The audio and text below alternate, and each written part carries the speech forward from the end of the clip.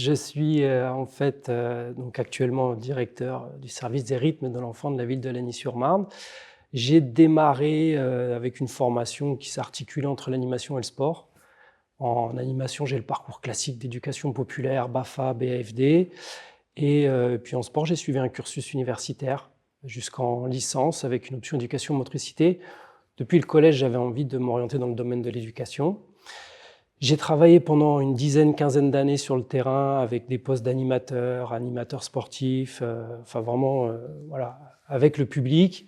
Et puis j'ai découvert dans les années 2000 la fonction publique territoriale. Ça a été un coup de cœur. J'ai vraiment trouvé tout ce que j'attendais en tout cas pour pouvoir monter des projets. Et donc, j'ai intégré la fonction publique territoriale, j'ai passé des concours, et puis après, j'ai commencé à évoluer dans les responsabilités avec l'intention de m'appuyer sur mon expérience de terrain. Ça me paraissait important en tant que responsable de connaître le quotidien qu'on a sur les centres de loisirs, qu'on a aussi dans les écoles.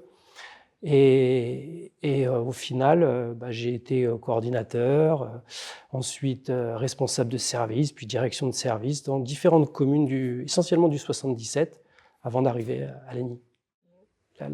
Enfin, ce qui m'a toujours tenu à cœur dans mon métier, c'est très mal parti pour le faire en quelques mots, mais c'est le terrain.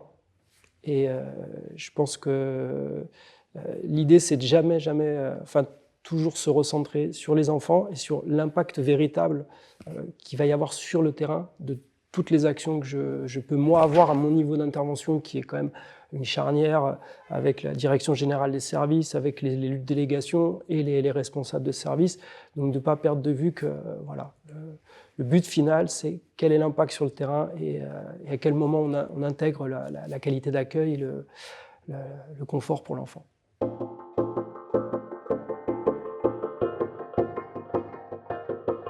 C'est un service en fait qui regroupe le scolaire et l'enfance. Donc le scolaire, c'est toutes les écoles, donc on va dire toute la gestion des moyens que la mairie met à disposition des écoles. Il y a des moyens financiers, matériels avec les bâtiments, il y a aussi des moyens humains avec les ATSEM.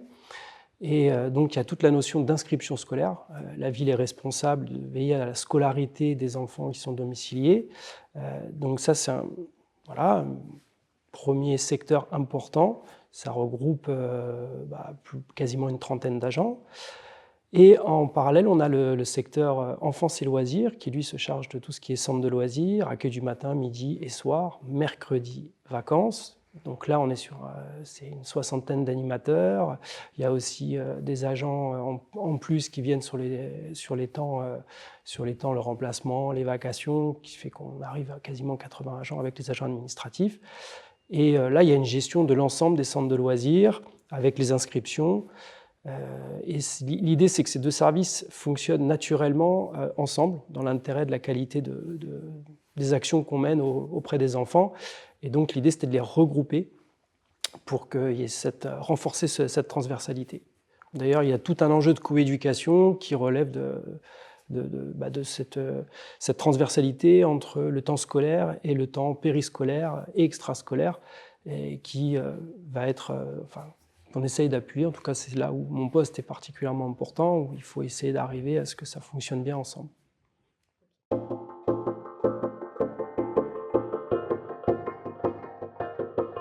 Je suis arrivé vraiment sur une période où il y avait la rentrée, donc on a été dans le quotidien, mais forcément sur une prise de poste, j'ai fait un peu le point avec les équipes pour comprendre. Dans les projets marquants, il y a eu un gros travail en 2025 sur la diversité des animations. Ça a été ce qui s'est structuré au travers des plans mercredi. Il y a aussi des actions qu'on dit club, c'est-à-dire sur le temps périscolaire, on a proposé aux enfants de s'inscrire à des thématiques d'activité. Et l'idée, c'était vraiment d'axer tout sur la découverte. C'est la partie la plus importante dans un centre de loisirs, c'est-à-dire que c'est ce qui nous différencie d'un club sportif ou d'un conservatoire ou d'une garderie, c'est qu'on va avoir cette vocation à faire découvrir aux enfants. Et donc, c'était de renouveler un peu les activités qu'on retrouve de manière classique dans les centres de loisirs. Et entre autres, on a dû aller chercher des ressources auprès des associations, auprès aussi au sein même des équipes, Donc on a pu remettre au goût du jour des activités comme la pétanque, la couture avec des associations, la pêche aussi qui va arriver peut-être, j'espère. Et puis on a aussi appuyé des activités au sein de l'équipe, on a des agents qui sont bilingues, donc on a proposé des activités en anglais, en espagnol. Donc il y a cette dynamique-là qui s'est mise en place. Puis aussi une dynamique d'animation un peu plus large, tournée vers les familles, parce que c'est très important. Et là, il y a une chose que je trouve qui est un peu une marque de fabrique à l'ANI, c'est les spectacles d'animateurs qui se mettent en place lors des cafés des parents, donc des temps où on convie les familles à venir avec beaucoup d'animation. Il y a eu le Festival des contes cet été. Donc voilà, ça je trouve que c'est un axe plus qu'un projet qui était important et qui s'est bien mis en place. Sur l'école, il y a eu un travail plus qui concerne, on va dire, la dynamique ou le soutien en tout cas de la ville sur des activités, on va dire, sans cartable. Tout ce qui relève un peu des journées un peu exceptionnelles où ils sont partis sur des sorties pour aller pratiquer des activités. Il y a des prestataires qui leur ont fait des animations culturelles, donc soit sous forme de spectacle, soit sous forme d'initiation à des arts culturels. Il y a eu des classes découvertes. Et donc la mairie a vraiment soutenu, accompagné ces projets. Évidemment, c'est des projets initiés par les directeurs, par les écoles, les enseignants, puis validés par l'inspection. Mais voilà, ça a donné des petits moments un peu exceptionnels aux enfants pour sortir du format habituel.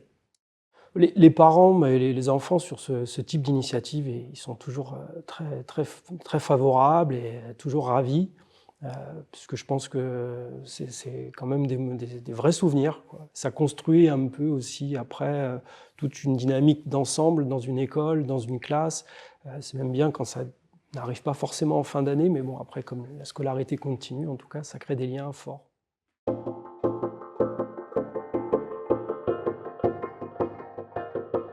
Une action qui me tient à cœur, c'est les formations BAFA, qui sont finalement, qui est une action qui n'est pas directement liée aux missions principales du service, mais qui est une vraie plus-value, même à l'échelle de la ville, parce que déjà, ça permet à des jeunes latignasiens de se former, d'aller chercher une opportunité d'insertion professionnelle dans le milieu de l'animation.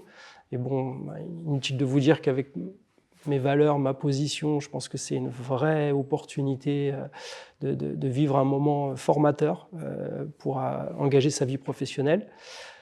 C'est aussi une manière de faire face à la tension qu'il y a aujourd'hui dans la filière de l'animation, parce qu'on a besoin de former, on a besoin de personnel formé. Donc voilà, cette formation, je trouve ça a été une expérience concluante. J'espère qu'elle va être renouvelée. Je pense qu'on va tout faire pour. Et puis une action aussi un peu importante à l'ANI qui a été reconduite en 2025, c'est les kits de rentrée. En soi, c'est une action assez simple, hein. On va fournir à chaque famille un kit de démarrage de rentrée. Donc bon, c'est une manière d'affirmer le caractère gratuit, l'égalité des chances pour tous. Mais ça a été aussi le moyen pour les services de travailler en collaboration avec les enseignants pour réfléchir à un contenu vraiment adapté et puis même de l'adapter en fonction des niveaux de classe. Donc c'est toujours intéressant de travailler en transversalité avec l'éducation nationale. Voilà, c'est deux actions, je trouve, qui ont été importantes et qui seront sûrement reconduites l'année prochaine.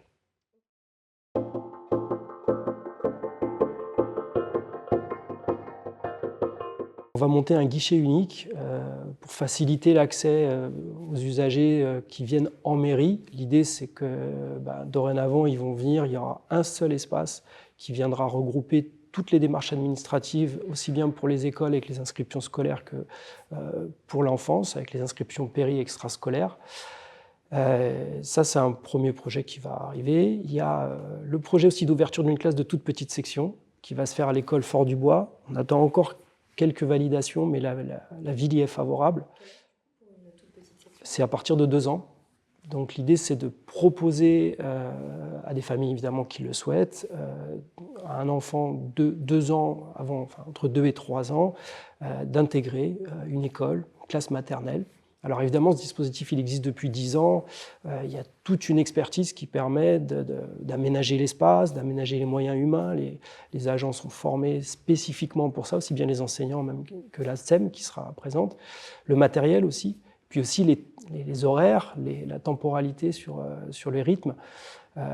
Vraiment, l'objectif, c'est que l'enfant s'y retrouve de manière à ce que lorsqu'il arrive en petite section, ce soit un plaisir d'aller à l'école et il ait déjà bien cerné les mécanismes. Donc ça devrait arriver aussi assez rapidement. Puis dans des projets un peu plus conséquents, mais qui vont aussi arriver, il y a la rénovation énergétique des bâtiments d'école. Il y a eu un travail de diagnostic. Et là, il y a l'école élémentaire de Fort-du-Bois et l'école maternelle de Jean Massé qui vont être rafraîchis, mais surtout avec un gros travail sur l'isolation, le chauffage, des panneaux photovoltaïques sur les toits pour qu'on ait des bâtiments complètement rénovés.